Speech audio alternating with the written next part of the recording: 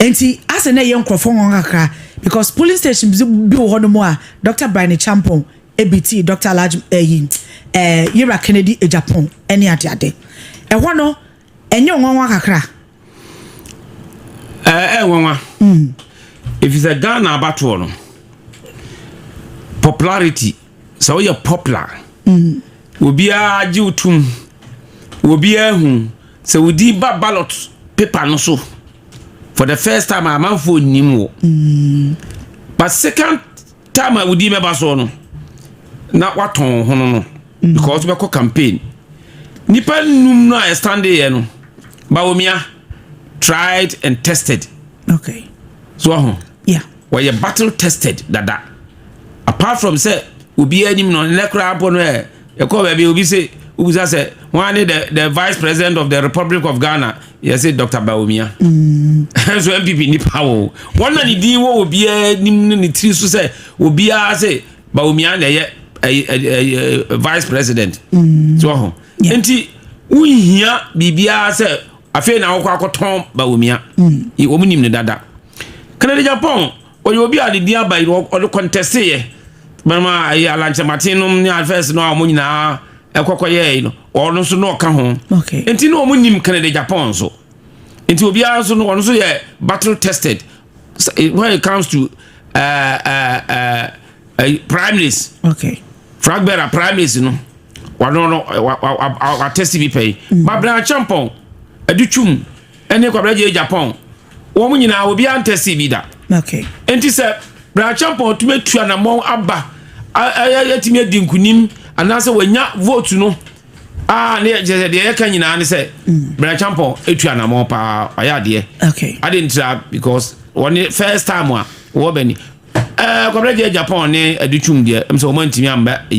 kakra o ka fom na ade o munya bi de but o mantimi amba se Canada Japan any branch champion even though sa nipa mienu nyina so no wo mo ntimi amen Bawumia kra okay what the mo amobo e bia no mo ntimi amen Canada conference saying Bawumia Dr. Alhaji Mahmoud Bawumia enti yes question no branch champion e bo modern na obi anyi ni se e bia go betimi abasa na so ntimi bo me pese ye kotie voice be so ni Victoria Duncan Williams Duncan unim sa mame no me pese ye kotie after the election asemu amami e kan ye wi na waka bibi afan ye kotie last time I said you bring Bawumia you go to opposition you are bringing back Bawumia let me tell you and I'm saying it with authority Bawumia will never ever be president in Ghana here never he came to destroy the MPP just like his father destroyed UP, he has destroyed MPP. And that's the end. I'm telling you. What's the basis for saying he won't be president of Ghana? I am telling you. Do you want me to tell you something? Tell me. We are 75% of Christians. Muslims are 14%. The other religion is the other 11%. So let me tell you something. When you go with the other, what the other religion, when they talk or say, so from there they join the Christians. So I will tell you something. Christian right now is what 11, or maybe I'll just cut it 6 plus 75, which is 81. There's no way anywhere in this world that majority will let a minority lead. And if you let a minority, I'll give you an example. Just go to the parliament. Is it possible that the majority there will let a minority lead them? It's a question. It's a simple question. Is it about religion basis? But let me tell you, everywhere in this world, everywhere, you cannot go to a Muslim land and you Christian tell them you want to lead them. They will cut off your tongue. You see, that's what they don't understand. We don't have a problem with any Muslim. We don't. But they won't. I'm telling you.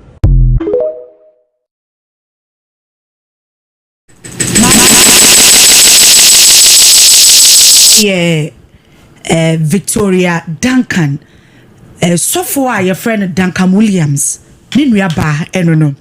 na okan brofo mame minim se bia mame enchechum kakra wotwe na yetiefo entiase mame ne nsem a okanyina ne se ohwa oye yewra Kennedy Japan on the side na when we no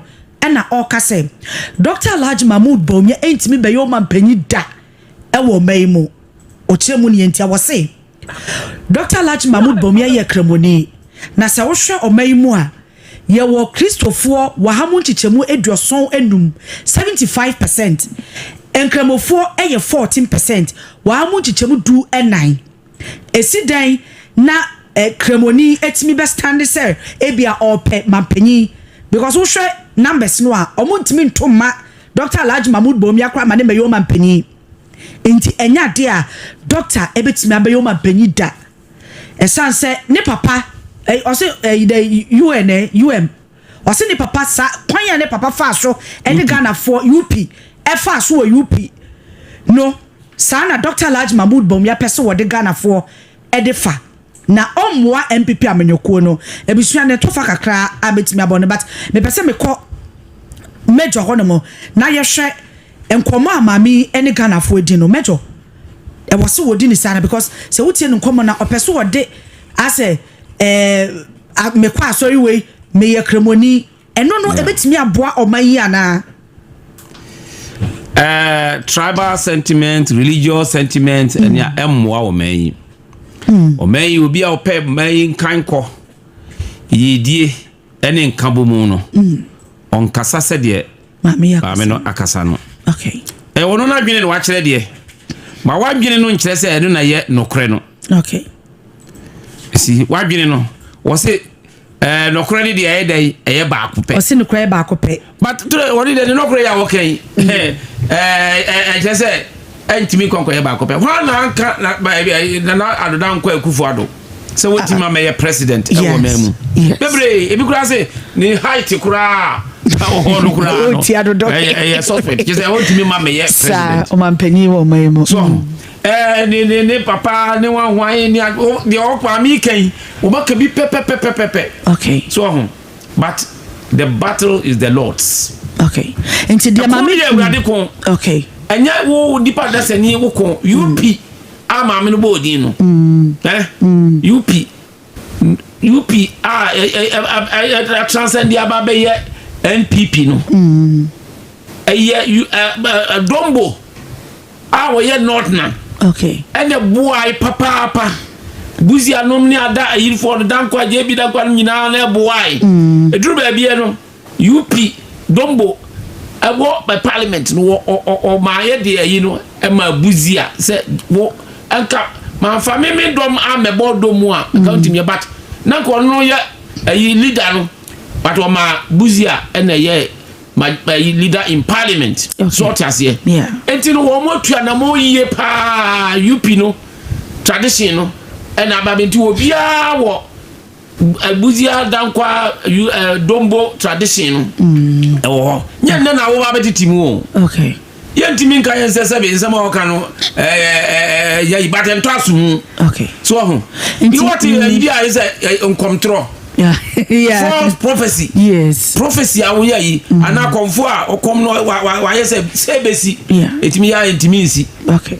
ya beto abayi nipa dodo se na anka se ba omi entimi ni nkuni ai asofo bebre etimi ba mu enti de wo kan no ono ye nadwen na mbom enye kasa etene na wo kan no enti na mejo kasa etene de titimu papa mu na na mi pese me baso se de oye sa enkabom na ye hwehwe mo hwehwe wo MPP amanyuko no maami ugidi se obetimi abo ama sa enkabom de na abamu ana obi a wanka enkabom ho asemba omi am se o wini because na wo preach enkabom ba omi a wini nya sebe kramofo enko ale to abama no okay akanfo other tribes igbefo enyina to abama no look ba omi last 2023 how many regions ena odi nkunim 14 regions ena odi nkunim Kennedy Japan yeah enya 2 regions our top ho. This are here to Abankere Japan when you only one region. On no cry in the region or central region, yeah. And now Bawumia and so we need 40 region or maintaining the position 2026 as against 2023. Yeah. Now one more to Abanbesa me Simon Paimu Kase and Yankremu Fonkwa and a Tuabano. Okay. Christians. I will say Christians are in majority, no. The majority of the people in the Tuabama, no, I must say, Wabaya Fragberan, into what Mamma wati in advance. Okay. Worry in advance. And until the Okan in Ano, I should be here, I'll be, and the one more. Okay. So, okay, so for support this candidate here. Obia beti we dinaka ni pakrono ni sinto ene ne nkaiko dia ema we strong ni weak points and the strong points obeka kire enti ukofa obi say o we ni weak point eno ko ade ba beto na the strong point ni dey wan fa ma beto but what the say religious sentiments are no preach tribal sentiments are preach ni ade no it didn't go that way at all. Christians, no majority Christians na to abama baumia into bamini wati. Okay. Say wa mad down but minim say ye to abami nim say e wi a hwe ya antitimu beba. Yeah. Papers ni bebre say bi ni be ko independent e bi ni be ko say ni ade but e wi e no bi na ba uhu de si ye. Yeah. Even Kennedy on the crab by o mu nyina wo bia say ye do ba be bodom ni ayi campaign ni akwaje tumi no. Yeah. Enti dia ma me kan no say still ano say ya to abana wie na so work we ya am say won say samadwen na woni baby owo kra woni baby a owo. Okay. Bi onam no ho toroma no sama o kan e toroma because we can nipa bi say o hwa ase abano kra 2024 wan go to bi na bi we on go to bi na bi cause ultimu so te say de o kan no yeah yawde bi e woni mu but nkere ye nka o brother pranyi eye sofu panyi pa wo maimu a wadi de nti de Williams ai se obi e de wokofra wa busua e be ha de baka se bi social media fo mu ade ne ade ba de wo ye obi betime no ni nua pani kra no ogu ne mu ase because nua pani won kasa sa o kano sa ne bedroom le bi no na wa ya isolated just say ye na ne ba ko ahye ne nsa nya de obi e kan all the parties no groups no ni ade nyina no e nyina aka bom a ye beko en mani mu ya o still no e hyew no e wo amanfo mu but e jaya kan sem papa yes and this all the original na say wo kan say we na uhuri na wo bon sem na wo ye na wo bi wa say American brofo no ni ade na na bi e kan Ghana brofo 20 is 20 sa e ga 20 ye hwe enkabomdi a mejo wo ka ho asemi ekwan ben so na sisi ayi mo frank krani no awie dada wo ye panyimu pa wo MPP amanyuko no mu budi ekirache ekwan ben so na ye be fa so masa asumye a ye pe wa amanyuko no mu na ebebo ama 2028 aba ye kwa akotoi MPP for etimi motimi edi nkonim edie ne die na wo hwa amoye a ebetimi di nkabomdi aba ya to aba ni wie no ye nyina ye hu de e ba ye ni nim se we be fa no kwa we fa no kwa we bi se we be ko independent we kura so be ye bata ntimi ambasa nka bo mu na start afiri soro ho yes de odi nkunim no we be reach out one other contestants nyina e be ye e be di nkomo na wo mahia wadi kai kasa e wo platforms so say nkunim die no anya ono ba wumia na adi nkunim no mu party ni na adi nkunim no wo mo no nkoto aba ni nyina na adi nkunim no yeah ana obi anso abekasa e de asomdwie nkabo mu na aba enti to start with no nkabo mu na start okay now regional executives constituency executives and national executives ewo adwuma ye papa okay ya say police station any lusu aba police station so ne wini aba okay say police station enkabo mu amma ho a de ayaka nyina no enye adwuma okay say constituency ni nyina no enkabo mu amma mu a de aye ni nyina ekwa regional de emso me e bia kakra bi police station any constituency in the country. Yeah, was here no near Torso. Regional so no pyramid. But here was here no near Torso. Into a so party foot soldiers no. Womo ya dia bi ba womu a womo so womo nto aba. Womo amakasa ya di party na chizu ye nya hwe. Adidija a na ba omia na ma no wo ka ho asem. Anka womo pushi adidija no abegu ba omia so antintare. Akire no amanfo hu say Omia has nothing to do with adidija no. Yemom se siya adidija no si wo constituency level. Okay. E si regional level. Na more importantly than the biggest chunk no a constituency and na adidija no course niema ebi anko ebinum ho ebi ebu apaye etna so eti ho na yawdie constituency executive omo 17 pe o omo 17. The larger population of the party no voting population MPP for a war constituency on a door so say constituency executives na say larger part no ewo yadie mu omu a ewo se wo mo ene ye wo mo adwuma okay ntikabo mu beba ewo se ye ma obi na nkabo mu beba ewo se ye mu obi a enya akomatoye mu okay esi ye yo ye hoduro ema obi a eboto ne yem emiemu say ye healing wounds obayama ya asumdwe aba ekuro kese no a ye de abeto amanfo akomemu no e wo say heal those wounds no anya sa obeye reconciliation say ya akoma ko hu say we ya udie pa no any say na wudi bim ya de chopa be maw na wa healing wounds no sane no the reconciliation ayeye no basa no ni ade no nka danka na dwuma pa no okay uma ne kwai mane ka de hye ne bunyina na wo wia waka jense wudi bim woni bim a don't be afraid tell the person say we dey just had it here cheche no mu na de ko ya anko ba sa da wodi bim a fa ne bim ma no okay so we dey adwobre wudi bim so we dey about the boat trimu a anko makumu kuhunu anu ti no e pa chawo when the day enkabo mu no beba when the day asumdue no beba e constituency level ansa na ko regional for no so wo a problem okay wo problem e wo the wanta wa na wo ayi no wo mo every bisa pick and choose wo mo so choose wo mo favorite e wo ho okay no mo wiye no mo tie constituency for no bi achi e ma wo ye enkrofo body e yo mo nyadoa anu nyina no e shamanfo okay enti we anu nyina na wo say ye ne mom abano a ye bekọ akoto no ye bekọ akoto e wo general election na ye wie fragment for the okay see a constituency ne yes okay party no election no afena ye kwa akoto na minim so on be start reconciliation no ansana ya kwa akoto abana na okay ana so on be ya survive am ya to abana wie ansana mo hu say yes dada for na ebetimi atenemu ene afoforo fo ya beba no ene se wo mo eye de ye wo mo ho adwuma na enti ye wie we no a ye preach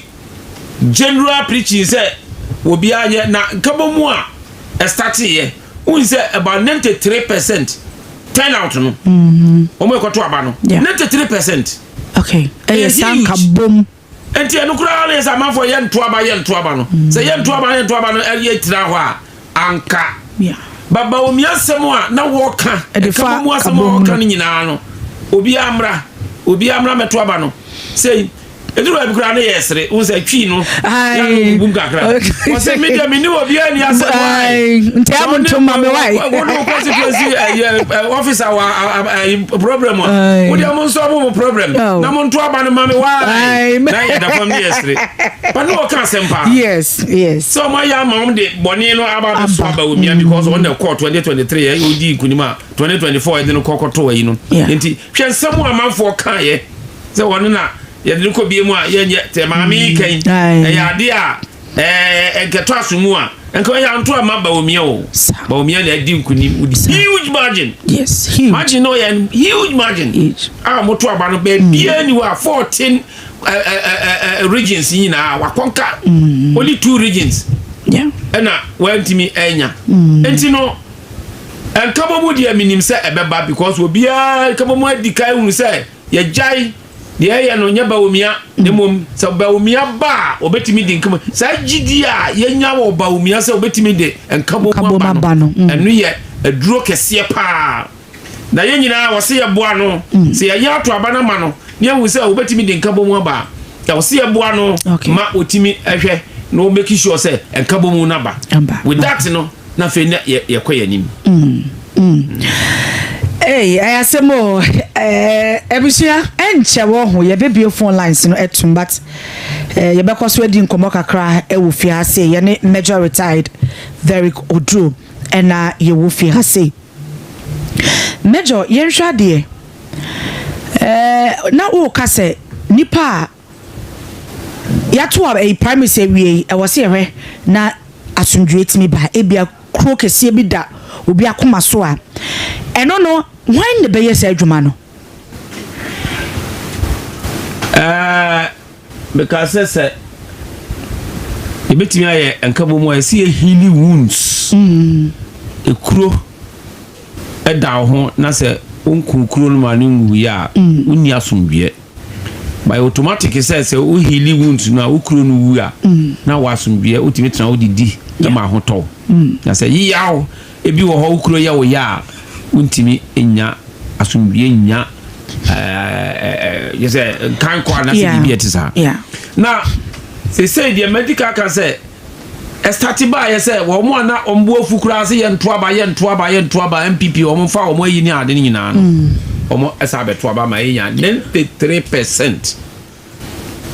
Womo no ka se o we Bawumia we Kraboni we se ye nto aba ma no Christians nto aba ma no asantefo nto aba ma no akanfo nto aba akanfo ko to aba ma no we wini 14 regions atopo enti e anya adwuma we nyina ne yade a je se ya hyase okay enti amkura biara a okoto aba ma Bawumia no wona se we need that crusade okay because aje bia say yewdie no na say bia no amanfo mu kaka yeah Dr. Alhaji Mahmood Kabibi e ma no to akoma so nti na akoto aba no enu nti safa de to akoma so no fa boa okay na ye initiate so wonua bi na still no work in the Japan afa ana bra champion afa ana other 2 contestants no afa ka asem papa ma kasadem free wanum empra kasade enfiri wanum de okomo giera ne eme sa wo mia eno ano ena abofuro ofi wi a abofuro bi ani wo biem wodi nkunim edi abiem na wo pe enti twi nipa no man mra wo nchen ka asem papa kire nchen e beto na koma so ama waba na edi nka bomu na ba ena me kan say national executives chairman secretary general secretary ni enkrofo no nyina egu tru ho no regional executives and constituency executives nyina no omu adwuma yese nyina ebetu anamo ebeye suahunu bi ya yese ansem bi ebepi anu bia no yese anigi amanfo ye dede ya yedi nkunim no kura no it shouldn't be a year bema obi buafuo okay ntu ya utimu say danka ye ko national elections ne ko ana general elections ne ko MPP NDC for di nkunim anase MPP for di nkunim a hwe esebo a ye bo ba 1 month kura no ngusubo eso ba no no hu se wa bre otimi nye biem okay man ko pembe bi ntra so ho etimi fa pra ye kura de pra old party no anase government na wam ye pra la chi e de ko to go tem ko pra gugu bola so ho we I say obi anya very careful because here me kai pass Canada Japan ya to abali wie ya ojitu mu say e wo ne headquarters wo say wadi nkugu no na the supporters ne bi no can no vote no vote was hey sansem no a thing of the past yes obi anka bibie na se me na me wini ya anka Bawumia camp for nka say no Baumia no vote. Yeah. It is about Baumia din kunimwa ye nyina ye kwa kokan ho. Yes. Obia din sa kabo mu no. Asase no. Ena say asori a eba no. They say no. Ka ebia benya nanka ada opposition party benya nanka ntete ebia bam. Enya omu nyina adwen no. So obi mu awa adwen papa say say nya viable opposition party. Okay. But obi mu adwen say yo wamu de omuko opposition sa ame yanko. You can't do it that way. Yeah. Ha esa o man nko so. Obi adwen say sa antitimu ene ntokwa emra na MPP ntimi enkambo mu no enya adwen papa. Okay. Mejo sisi yeyi obi obekura franka na de amamo. Yenhwe running mate because nkofo edi mebre na nkofo ebo. Isi abodi omo se yura Matthew Opoko prempe. Yeah, ono na ebe sanso ye running mate no. Nkofo se da bi se ne okasa wa abonten no onsem fata eni ade. Mejo usu se Dr. Matthew Ensambrana. A very big question. Sabi say impredi asa. Nyami na mi running mate. Okay. Now ye kwa akoto aba ye ko campaigner. Obi a ye di na chi e bonto ano. Sa fragbera a campaigner na ye ko no. Trouble ho idru abi a ye ka che leader no candidate is a kasei. Ye wey. Yeah. Kain. Ni e dictate teacher no. Okay. So Tedru ase doctor. Doctor how wabai this campaign no and now say message way ye nyan wo ha and kan wo ha say and he has to oblige what obedi so na ye to abani wiye na de frank ali shed in some no de kwa afen no exert the authority. Okay. There was a way so na na montu bia was a way mra kwan so no na fe wababa ye no be president kura mpodi a na fe tumi no aye kese pa na se ya Baumia wanya yi franka no a se ekura no no wono no wotumi se wo yi running mate party ni hihye no nti na mebusa se o se ne ye wo obi dada speculation nti oba ope o mepe de Baumia be yi na ba bia no mepe so what you say? Okay. You see a ton obi dada. Se fi se opoku prempe. Dr. Matthew Opoko prempe. Opoko prempe, Matthew Opoko prempe. Na emra ya ton dada. Okay. Minim dada. Ya ni nyina na parliament dada. So enra kra frame ni mi di komo. Okay. Mejo ti say. Na so congratulate se me wini wo. Nayi. What se congratulate ni. No ya one boy me le wini wo constituency. Yeah. Enti ndi ba ebre ena me no mo kasa yi me Opoko prempe e kasa na po me ne kasa oba e be ye me de. Okay. If you say why you be pay minim say we video bi na air trend ya wo mo nyina ko hye mu wo party office no na as ohuru Yera Kennedy na as o twetwe ne ne ade yeah na nkofo ka say na nkense so yes because obi a wa manyuko no be mo pankabom die na Yera koka enso na ohuru obi a na nipa no edi Yera Kennedy echi nti na nkofo ka say sa nkabom die a mo se mo pewo MPP no mo no de omu ye nyina ededa social media be si de na nkabom die na ba wunu awe a oti ona ohuru no oh da we na class 1 class 1 for to sidie okay tie won na say oh say ni ma ye say Musa mega me no wo ana me na me enkransa time ya to aba ni wie okay ba me ni nipa bebre e kasai wo mo ana mo wayi bia no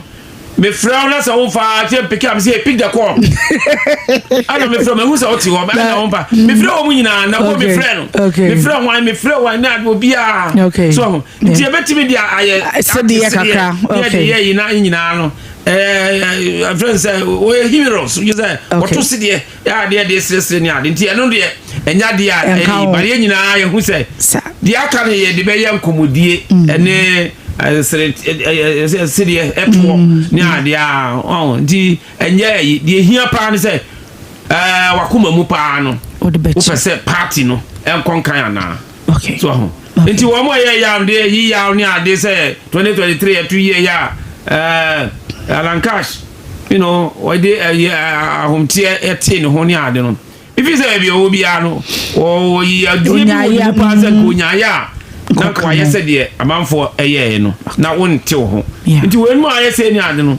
obi abeye obi aso no eboa every position bi a wo bia no ka peace anase nkabo mu asem eno na ebeba so na wo kan nkabo mu asem me kan nkabo mu asem a ntitimu asem emma obi atiri eno ene ya botae pa ai ebefa so yembra Yera Kennedy ehonum because 2026 year na nkofo nim se nkobeba nanim kakra but abato ne kwa wie no wasa akonechi esene 2023 de no a ye to ye no Major officer de na mane ba sa wasa akonechi instead say brand ye boko yenim but mo ko wechi amene se bibi wo nti na se bio si say na akoye ba ako MPP makoye ba ako but nti se utufu a na utu ye na party ni mu nyina afo nti na nipa no so to no wo se ade we ni we na me ye nti na me ko mechi next time no ade a me ye ema me ko mechi no mejai very simple okay obo officer complex no very simple okay bra champon eje ken the vote yeah I just say bia wontimi nya analysis obi a bi no nko de okay but me ma dwen nim say bra champon eje Kennedy the vote libre okay even though ba omia lusu vote bi e ma bra champon ne Kennedy de but fradodo no aye between the two of them yes now ba omia so ba bi wa na yi no kura akosoro because amanfo nya humobro bi emano se opani ya ye dinatemi opani ya ye kan semgu ni suyi opani ya ewo senka ono so aka bi etude man wo no won ka bi eye no wosere okay na ono kura etu ni nkrofo fo se mo mun nya because ye wia ye nyina ebe ka bom enti okai kasa ye bi kire unua no a wia wontime mfre no so ho enunti no na manfo na ka wo mompe sanka obi anko beto ama no kra na nka oto ama we no wo se papa yi kasa no sebe eye kasafin yeah na papa we won ka kasafin dia ene ama me de vote ebe ko no ho we nim nyina no te Kennedy vote nso okay go se de campaign na atemdidie num ni ade ekoso ni ade no na nipa bebre empensa na bebre fi se anka obi amanfo twi na so nyina se no okoko ayenye ana montu bia utuo ni ade enka jai because they are kwano I think say 2 weeks or say am on beto abai okoka asem bi say Yera Baomia liar trofo yes am mo kan say onkopa na chew osa begina asimpe so say nya de a obepa na because oka say oye liar na oni na tem yes obia sabe woni swade hunu ana say sabe wadwene ekon kan pa se wo pe yedie wo ti sa asem no a ebeye wo ya sabe woni obi kura ampo nya asem a na se wasem enye de una odi fokura na se una odi bem rather odi bem woti akopa di pakro che me pa cha omenua ja manenka masem nye de wono ati wodwene wo se mi kura na kama nye ni yo na se pe yi abepa mi che wo dia so wo akwa bi wo mu say quality bi wo mu say wo ye wanya bone kura wo pachewo na wa ye bone enti wo ye bone anya da bia na wo ye bebu bem da bo ho an wa accept no inconveniences no let's share it equally na se da bia do pesa bi de menye say ni ade a ye wo party no mkrofo a wo munima ya mpia to pa o pa ye wo bi pa kasi ye bodi a wa no unim dada pa enso no through ebi wan ye kasa kire wo mo nti sa abra ni nyina le wo say o tone down but am na moji de wan say ye kwa akoto aba no aka yi na utim say ekran Japan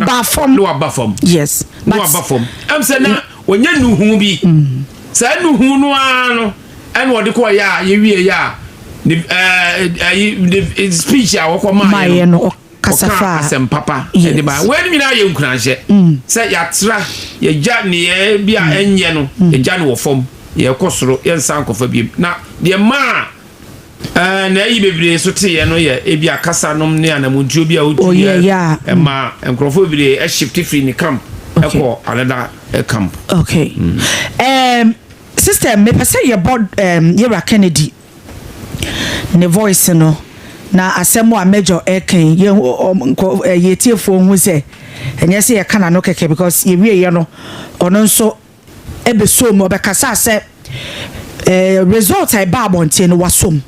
se tiefo be kai a time wo kan se omokwa akọ sign peace park no ni ehwe no TV so edu baby na Yera Kennedy ese letter no on sign because nsem bi e ba ye no na no oni omunya adwen but after say to aban we ye no waje to mu say results na free electoral commission ba ye no eye crojin esisi bi anim ena before cross say ekwoto aba no omo dey release bi by free Kennedy ade e be cheme akwoto ne say omo we say electoral commission air print ballot bi ni ade say major obeka ya Friday no electoral commission cross so ba bontin say nsem omo ka omunimu bibia enti mepese ye be kwakotie Yera Kennedy ensem after say abato no kwa ewie ba wonim major Dr. Brian Champo ade bi oyeye minim say wonya bi we omo declare say Yera ba omi awi ne ehwa no tam phone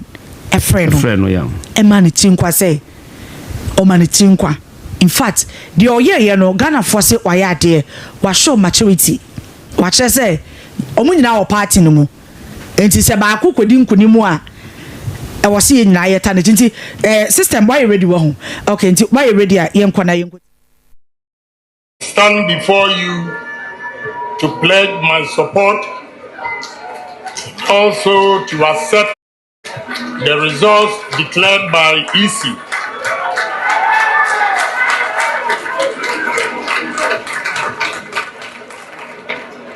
The delegates have spoken,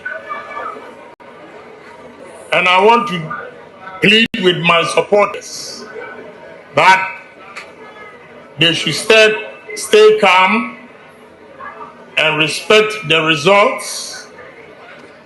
and help all of us to work together to win 2028 election. Okay. Now I want to advise my supporters. First, I want to thank you, but I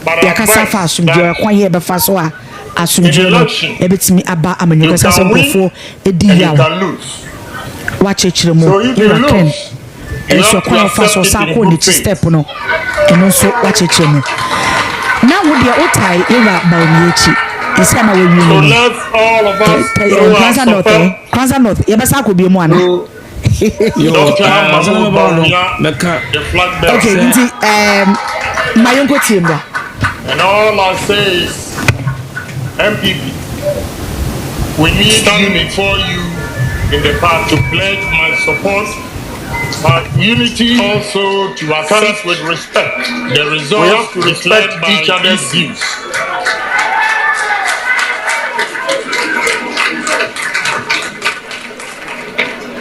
The delegates have spoken, and I want to plead with my supporters that they should stay calm and respect the results and help all of us to work together to win 2029 or 2028 election. I want to advise my supporters. First, I want to thank you, but I advise that in election, you can win and you can lose. So if you lose, you have to accept it in good faith.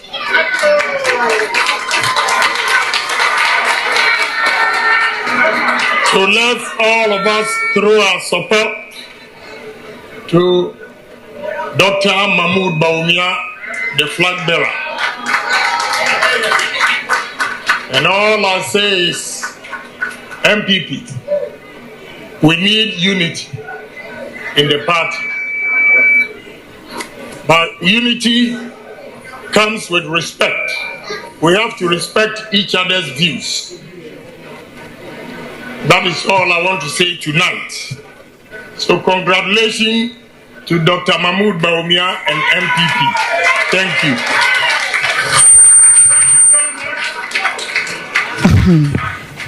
Ebusiafo eno Yera Kennedy akomprekwe Japan after say electoral commission declare we no the speech a obemaye ebi eno no was say enkabomdie de eye na say enkabomdie ebeba e was say yebu ye ho ai e was say yebu ye ho ye de kan di obuo ema ye ho ansa na enkabomdie no aba afen so electoral commission results na odi aba no was in faith owie na otu ni supporters no fo say yeto aba na say udi nkunimu a e wo say wo boa de udi ntwa e wo say wo boa de wodi nkunim no enye watimi wakame senko no na di nkunimu a ne omo ani nkunim no ke wo so omo boa no to obesha ni supporters no ese wo mo mfa wo mo support enkoma Dr. Alhaji Mahmoud Bawumia macheni pa wodi nkunim no sebe ya asumdwe na wo mo hwehwe e wa amanyuko no no e betimi aba Major Yera Kennedy no yeah I think so wakase yie wodi kan abobo so dada but e bia bibi wo wa obo so a mehu se wa joti binti e mo so enyina e hu se e kwa akoto aba na so meto aba no ma o nyina akosan peace pact yeah peace pact na mo kokosan ye no na Ken ente no ho ase o mu nyina agitu na cross no ana wonti ase no eni se so mo koto aba na wi a resource na beba no obi a so bi beba bia onyentum emra e wa abato no okay na wo mo di ka che se wo mbedi wo mo nsem so pepe abato mra no bibia be ko so pepe be se be free fair and transparent yeah wo ba clear that na wie enti na de wo mo akwa kosan no nyina na ye se fansa ko hya se se de be ba wo be di atum enti ba bia no won ti ase no na wo bia nso nte na se okay se o mehwe ama pepepe ye aye adwuma enti wo kaka se na won ko san na se chimatie bi ko ba anansa pepepe ye ankoso a eno de o makle okay but we thank God say at the end of the day no o tiase e ko san o man chenyi bibia wo sanwa o ko san ye say results no ba ye no say the kasa no say wa accept results no wagiatum na delegates and akasa no yeah si ahene ne etu ahene fo akasa iti ye say bibia ko so totin yes what you say the supporters no enye din they should stay calm yeah because na the headquarters wo no na manfo bi edede and ye nko ye beti ye ho na bi mo kankasa no can no vote ni ade ama okasa kire say da bi nya ho ne ye ko this it should be a thing of the past enema bi atwam dada yeah enu ti no ne nkrofo no eye din now wasi wo muntro wo support emma Bawumia wa wie ka wo munyina ntro wo support emfa ma no kaba mu no akwa so a ebi no yeah na kaba mu osabo say we must all unite na say unity no the fapin pa eni say yedi wo buo ni anidie eba ye ho enti say bobo chiche frizu ase be ka tell say denchem mawu a ye nyina chinye yeah wo jira chinye a won no se denchem na wu enti ye nyina ye nya kabo mu na ye fo buo eni anidie ema ye ho a na wa wie ni kan enti obi a betu no hofo say wo na follow short ana say buo ni anidie mfama oyonko eni na je say wo de be ma no nti nsem o ka eni nyina no eye nsem a na to asomu yeah eye enkan ko eni mpuntuo enu nti no de wakasa yiye pa oh yeah okasa wakasa yina ko do kele Japan na obia I say asamoja ekotu penalty uyam ezina binu kran pe ball hwe no hwa na so ball no paja de nan asamoja ekotu penalty no urade yankopon amanfo ekolapse na nti wo be kasa no Saso na Rollins ti e turo bo e turo kwa oh jari en kanse muani ado oh no akoto bom obese be bia o se mo pesa me kasa sa na bia me kasa boni wate me kasa boni oh no dia tum enti wo be kasa na obi a eye mchichi no na o kanse mu ewi na obi a akoma atoni ye sa na ye nyina ye hwehwe enti ye fi se de o kan ne ye sa so na ada contestants ni nyina no so kasa ya ye fi se ya wie no asumdwe na mo hwehwe wo party no mo no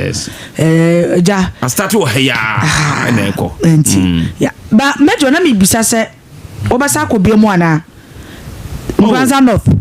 meko yin fa biem obasa ko pre MP position no Nkranza North bia mu ana oh nyame ene ma kwankyere okay say after 2020 no the next man contest him. Okay. So 2024 man contest. Okay. So yeah. Me nye madwen say me contest because me ready kura nyanson. Okay. Me sum me man. E sum me nkrofo. Dia me nkrofo be ka bia no. Me ya mo. Dia me fi say me kire madwen. Okay. E wo ho. Akire say we dia e bia da bi mum yenye ni sei ne be yeye no enye dero nko a na ye mpia eyeye e won Nkranza North okay de hia ne nkabo mu na ye nyina se dero kra me nko bie mu ana se me nko a na me di mechita atawo bia obeko biem obeko Nkranza North for se me dero man ko biem kra de mani ma no aka en se wei me doba a o so mani en ko no o nyina beto aba ma no. Okay. Omu nyina beto aba man. Eni omu do pa. Papa. Se enu ama. Ena me ka se enka be de nyame ase se enka bomu eba. Ebi nso be ba Nkranza North. E ho Nkranza North enka bomu ni wo. Ya bi. Enka bomu ni wo kra. Ya sere ya no kwa. Okay. But eduru abato a Nkranza North be kire obosom ya eduama buru. Wow. Ena 2 times o ma kire bosom ya eduama buru. Edu ya bi so medikunim. E ma utimu nya ode. Fear delegate. Ya temo. Se joka ozi fear delegate. Ha. Enti minim se won be heal wounds no. Okay. The wounds no mu heal ya. Dia mi fi se wo mu domie. Nkranza North fo nyina domie tie masem. Dia meka bia no. O mi di so amami. Okay. Dono gidie eni ade nyina wo so. Ya wo to ba no secretary. Regional secretary. Okay. David Boache, yeah. Was se dero ambemua Nkranza North City no. Yekwa. Okache ba womia. Wow. Okache inapo. Se dero ambemua. Nkunimdie you forget. Okay. Okay. So enti me kire ana mo ntua esenka wo mutuo enso eno akwa ankoba ne saa eno nti na edi enkugo biem no eno nti no ye nyina ye kanka bomu hasemi na ye nyina ye di adwen bebbo mu se asemasi ana wo benten ene tua na mon ayenko na se yetimi healing wounds amanfo a omodi dem ewo omo akoma mu Nkranza North fo edi dem a omusuo Major adena omu di ya Nkranza North e dia na sintia omu ya odiemu e ho de ofo nti ubehu yeah another American says we hear reconciliation no one can asem we ha obi no a and I said akoma mu asem wa man kwa man nkasa obwa there's nothing like reconciliation okay wie ebi kura timi su was a national reconciliation obi koko su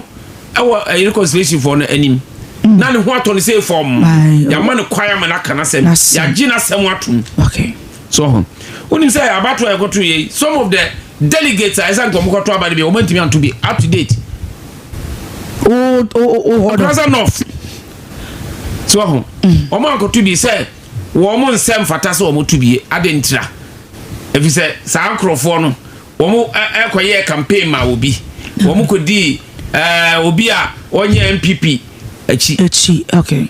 o se beto aba kakra bi kura me ato aba wo man nan so amnesty no nkransa no for nkwa na wo mu yi nkrofo adi every party no okay can you imagine wow eti national ni ado say what is happening in nkransa north what is happening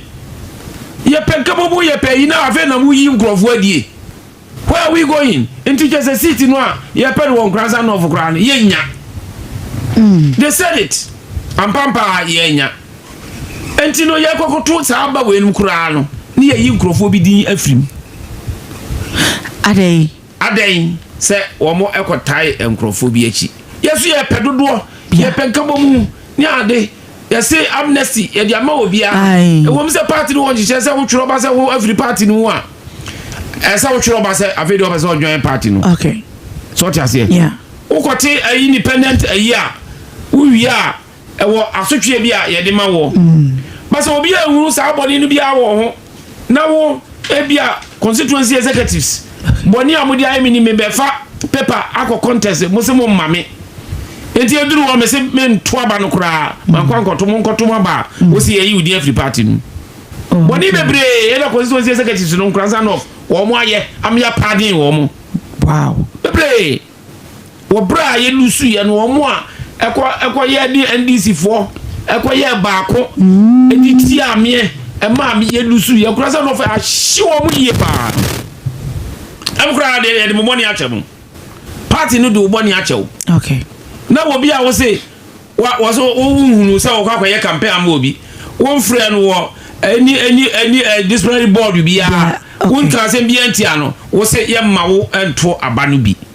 ni ye yi wudi afri register just because on ba ha ebinum awu ye yi wo mudi na de wo mudi aka wo mo a wo mo awu no ho ne ye koyi wo mudi basa na mo awu ni ye mudi afrim ebinum kura no edi wo mo awu so wo mudi ba register so ye koto aba enrei obudi ba so na wo bia oti asefo na oti wo no wo so wawu wa yi di afrim se wo bi na de transportation se mo nye na mfa to aba wa yi di afrim no afa ni sika na do ahye obotom ufi se open kabo mu e wo hono sa grofo we nim nyina no ko gidie wa roje mu se onyame be sesa wo mu onyame be sesa wo mu amo mu se party no o mu di party ni dem ne nya ni yiye ene wo mu ye no so ho enu nti no we nim nyina no betu wo na mo okay ama yiye ato yiye because party nye nipa ba akofo dia obi timi yesa as a party no wo dia si no kon so se ne mama ne papa dia your pen wo de na de opa bia no na wo ye ebetrum le bia no na party no na o me ho kura mpo bie ye wo chairman for ye wo ye na secretary for ye wo ababre ya sei wo mo atabo atwam no mo edi appointment no they say omo ni hobiem o ba krasa no for na e wo chairman for bebre a o ma ba say wo mo eni hobiem okay say won ti o mo di kura o ba bia sa so na be ba ama wo current executive for no na ye be ne won ti udi ba bia ye be for former utri ya tisam ya ye ne say voter register no the candidate oh yeah constituency register ye do di be bam say we former executive ni ade enya say ga odi em ba bia so ho enti no ye kra na ye MPs no na ye to aba na ye di nka ho wow can you imagine omo yimudi afim the think tank I want you know now constituency for to aba na wo di nka ho but the change your constitution no okay ama constitution no aye kwa na ibi sika kura de ho aye din ama ye aba wo mi yi ni bottom sika e de kokoma wo se fa organize conference no a me kokko ye ya approve sa ayi no that they will be crab you know ba wo mi akura no mo a party no ofiri he ni ade ba ye de yamia say can a delegate secretary de Japan kan no wo mo akasa okay Christians akasa Muslims akasa aso abosonso for akasa enti ese obia enye din na party no enkonko nanim de enye efo ado mmoso de yenko anaka ensem bebre ena ebia nka betra video so nka meka but ebe hye obi agufuo enti ya meka am de kwesi baabi enye se bia sabe entesukoko enimanu but major ayi we dey me yese mishawa mebusa yese tamwa na o pre nkranza no don't want to bombo o pre nkranza no Ekunyano as MP no yese wow nipa owo MP amanyuko no mo ekeka nsem bi to so a se ya maw ske bi se koyi akwan bi ene ade in fact meti sa asem no me yese mebusa nwasem na wankasa waka no kura wom se ya maw sika se koyi akwan bi ena wankoyi yesi wefuom kwan kra I asphalt but nanu bi yekofa ho in fact sa asphalt na no mo kan ye hu minim se bia ene different ya ana se enye sa efuom kwan no a no mo kan no major enokro be na wom enokro bi anim em say the bia me constituency executives for edit amien no say can you imagine say whole constituency executives mutimi aka say akanka chairman wutimi ka say makoba womia ho mako dana kufu ado ho sika yede ba beyi kwa billions na yede beyi memi krom kwa nkransa no of kwa no mako gidi agumbotom ne madie oh okay wo hwe se kwaye bia ekọ ebia ba bomini efiri busuya ekọ bomini na yede ama contract mia nam ko force ye mia nam ko lobby ye ne yede ma yenya 9 projects okay the whole Ghana will be anu MPB ani ho a wonya 9 projects me nyan me lobby enyan okay lobbying skills me wo pa e bia na me position na me occupy e wo me abemu no enti e ma me advantage e ma me nyan 9 enti omo hwe se ekwa we be kwa ha na nkwa no ko se nkahwe anka abai be yi kwa we aba ho na deru akwaji hu sika edi deru akwaji hu sika edi eno no omo de ye edit ya me okay so ho nteni nyina kan na ma party no frame ye kan say regional secretary aka say deru amemu a enye yiye okay party ni nyina national executives frame wo Kumasi e ma the constituency executives any candidate no a ogina nkransa no of ni nyina hia and am kan say wo o kan we wo mi wo no tape e wo ho say ni wo mu nyina abu nkotodwe including the candidate ni nyina any constituency executive the chairman abofa okay wo mu nyina abu nkotodwe pa me chew say di o kan ni nyina no o man kan ye me say dero mi wo ha no dero for dosu won nkransa no enti wo mu nko me di mi radio dero FM ama wo mo okay o mu nko pa wo mu chew say wi enye someone no mo kan nyina no enye no kure o mu sai mitiri say me nkonko je we sika me kuro me farms dero city okay woni mo ma fa hoda but me wura eyi mu klasi ni pa ke mejo woni dero city dia we klasi ni pa o se me ba hanche me ba I think say me nyanya 3 months kra nti me kuro ma me che de ni be bia ye be ba ho akwa ye mfutu kwa ise we ya ni ya nyahwe enso kwabra ne because we say get the ko kan say ma ye no asphalt na me kwa ye ko mikrom dia me nyi ye kra magunu kotal pa mikro be kra se kwa no enso nye no kre where 1 kilometer from the roadside ofri busia ko duru yeah because me tin sa say me ba kro ma ye shada ko fa but ye nwura ndi ba se ni ko fa yi twa kwa no a efri aseche ko busia no ayagunu kotal no okay enu okotwa photo no de ko to social media ze dero nefu kwa no enio constituency executive so ane kokoye wow so hom the yes no the year campaign so ko nkrase say social media kwa say unhu de ba but on ko nkrase kokoye yi say kwa na nka ba no na nka say dero yiye wakoje hu sika na di dero wakoje kwa sika free na na kufu ado ho ene wadie finance minister kwa ya no Ghana buma boy COVID ya so ma Ukraine and Russia economy no to for mu a kwai bebre ba o mu yiye aban suspend ye no dero de me honko a me de me nam ko jizi gadi ye so ho nti wenu nyina na ye twa to so a okay o mu etwa to dero so a e wo ho yes omo apa ho chaw to me okay man person krasa no fo nyina no ente say ampa sa nipa nyina bebu anim nkotodwe aka say eye nkontompo sem eno mo kan ye but no person omo kan ma krasa no fo to because say krasa no fo go say be go gina platform so na say ibusuya even busuya town road na damakoma so pa mo be ye abai suspended because of scarcity no okay na mo ka say busuya town road akwa no a Bonchibonka ene susaye yi nyina egu abontin no deru akwaji hu sikadi na wo ankosa miti se nkontombo na atwa ne makwa for platform ejina busuya ase meye campaign ama candidate na say ya now we say obi kura for because na me beba ho yese enu nti wanye campaign yes ama onokwa ni even say Jacqueline Madam Jacqueline yes one your campaign da yes one could jina baby say na what in the chomansom to be honest with you so delegate do ko jina baby ni constituency executives e ko yesa propaganda we ya o ka ho Antina Jacqueline ka ho eno omo ye o sa me je say me ko ka say we kuma say wo bla party executives ni nyina na secretary one mina ni issue party ni napo issue so me kan say wo kan sa okay na me ba no koral mate say yes wo ba brother papa me chew na su ma na mi hu mobo enti ko diro ya ni ade a wo ye na say mami so bie wa ni awo ha say wusu am so mesu bi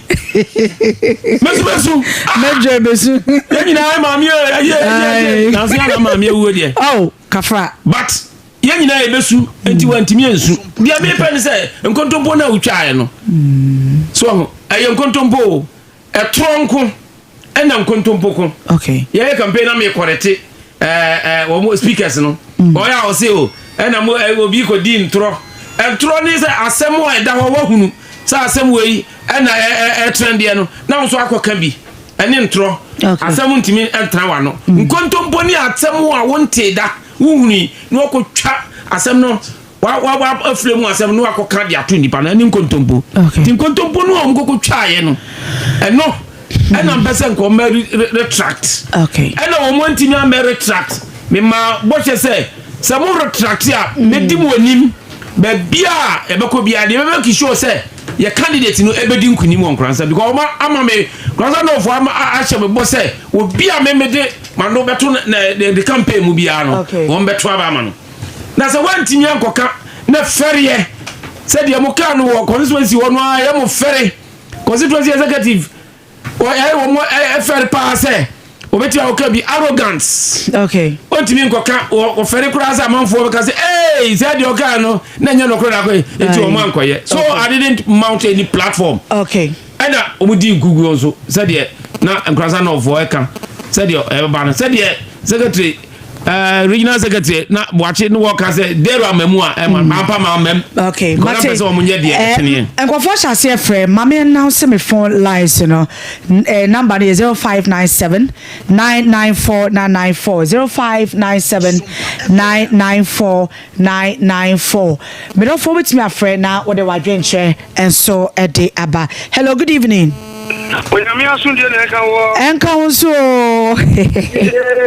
amo fede galo fa o me da say onyame shira mo papa tuma sompa anjia honorable former deputy first minister Governor North iseni ngwa kasen na papa na sompa ya de inkamina sata mai iseni agriculture ya tabu hedu ona hawo community aka america se don Carolina ni abana Omaki statement bino. Omako ko Ghana wanyamya media frawo. Unti na kanchani se Kristo ni se dabi Ghana kuna other region e country no nko. Wanyamya sem no abakwa sem abaya tuye wawini babia. Ebu is wawini. Na hob chen na no le mekano fikesi so. Ghana for na ko la to aba.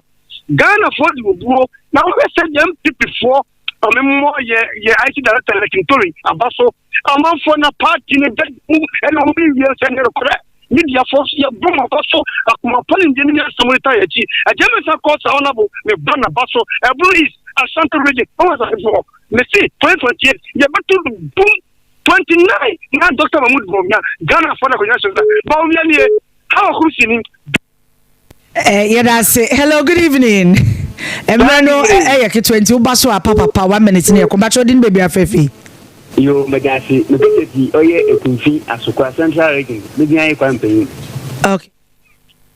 Yo muni obayadasi woni ni wo SOMPA FM. Gumedia wodi wode bua omara Ghana. Titimpo homa woti oye station oye techiman na bono nyare no gada nwati oye isi region ya woti mati da makan de. MPP fego no sorry nyame adumara yapo akoto abewi ye keni ndi tela ojai wa owo ekibifu bio dan ya ya mbom ku de MPP fu ya sunya yeyi nti ebesre ya no kasa onye kasa ode nkebum baba ya de ya ochi odo na kweba pumsum yen fomu wa MPP ntompun amayame ya aduma 2028 oku kasa ode yeyi ni MPP nya ye bom kura ye botumi ya kaji tumnu efi NDC fo osem Ninchi ya baba Dr. Alaji Bawumia ya bakina still na ya mami ha okuti ya papa Jombwedu Bedomase. Yes, so yeah, that's it. Good evening. Good evening, mini abafe. Koko iti what is the color pepper? Sister Debiliana. Sister Debbie. Message about but much kind. You will see a boom. Mefemo papa dane de na mefemo na wase kropon obi ahoye bogoso ya bogoso yes bia ahoye mbacho yeti o na minchia onwabu jumanya minchira no bia wona jim bia mi se eruade da kanbo na ayer kan ta kunji na ni etuke na nyakopoma ma asunje aba na Ghana police ye mo abaso atu ahene ni esi ahefo mo akire se party na nkasa na mo akasa no tradition goes on nyame unsira delegate for papa ami de bia makan sanse ma meka ni se koye ene be boy NDP se koye ya ye kakasa fi ya kontoko ni na chi na ya nkambom tani ono aboto o kana bia eni ebeyede ensu bibia ni wa edima Kristo Dr. Alaji Mahmoud Bawumia dinkunum MPP party na dinkunum ye nyina ye nkamo ye adwuma yeah, that's Sister Debbie, yeah, that's papa wase kropon. Good evening patrodin baby afefi. Yeah na eja ofefi KBB fefi na some sector no teachman KBB wada ba yetio yo ya mi papa mame e ka say ekuodie sanete na me mana botre e mame friend me papa no ni papa wo mi so soja ni kula ya me friend me papa no na mana botre because of discipline wo so mo discipline kino e do be o ya dia na hana na official discipline and no credit on fan na ba so mo sa dan kwa sa ni fu bravo okay we were saying the thing is candidate to be in this river piano or we name Bawumia and come to the Baba here. Question no. I don't know what you wouldn't need to clear out your phone. And to your way, I do every part. And you never cut over the say. Omonya would now or Omonya said a bishaya, bathroom, a mobile to Omokasama. And this is a bit chino, as from the opposition. Ya, let us say, acquire the didn't party Bakuna, a rulu, give a trouble. Okay, yeah, that's KBB. Hello, good evening. Hello, good evening. Patrodin baby afefi. What's your job on you? Because I'm free. Accra Newtown. Okay. But that's one more upon out one of us. I know your all about my pa and Michano. Na share say okoso anya botre na omonya adwumaden na MPP de almost MPP be san papa kibie enti onka na komanto ne yem na omoba mpanyiko se na aye just omode ombe adwuma amaga na adwuma kodani okay so mo papa so pa na SOMPA for de bia no mo fa no mra TV no so sa na fe obia etie dia wo ye ne dia wo kan nyina obia mo fa no mra edamos. Okay, yes, so yeah, that's it. Yentimi for bia biom. Ye beko SOMPA Accra na yakwa ko fa hot bite kase bono e de abramo na mame nko major hono mo na yemfenwi major. Yeah. Me ba cha wase mo twato. Yo, me da se bebre. Me ne me kasa nyina ani medwumadi a medi na ha na eba wie no de me kan ne se party ni ba bia woni obi wantawa se de ba omi ase obeka obi abomu a me major delico duro me ta na chi edi ayi no se me ntua na mompa se me nyanka bomu ewo MPP mu enkankan kransa no fo na me nye hwe. Okay. Edi me de me ho bo afodie. Okay. Se me obi a hwe me so se me ya masumdue unity aba enkrasa north. Yeah, that's it. Obi a fa la kuma de hanu bia nto nchen. Okay. Party no eso sin ye nyina. Yeah. Na Ghana MPP fo wo bia constituency bia no. Efa na kuma nto ne yem no mfa adwem papa entare party no achi. Okay. Bia penifo betua na mo se obia ma adwebre de hano de dana kuma so ai hano ma enti nanka wanko ankoto aba na se okoto ibiti a MPP no. Ebinim koto ti MPP MPP ni antu wasaya ba beto aba ma ba omi ase ba omi aba obetima ye niye se gidie ni arehemu a wo no ye nyina ye wo do ba omiam die nyina ye behwe na yiye ato yiye ni obia de ne di ache all constituencies, okay, all regional executives, all national executives will be a moi na asumdie Embra party. Yeah, that's say ebusia han ye de dwumade na ebesi for God and country. Ye ne Metro retired Derrick Odro no former deputy defense minister and waba ama ye no edisa nkwe me sure say we enjoy nkomo ne pa. Me di ni OBAAPA na YAA KAAKYIRE shaggy systematic press e de call Facebook and TV no so ye be mo obia ye da mo ase mo amofra ye rade nhyira mo. Na me adom wo chena ye besan so ehia makramo. Kasi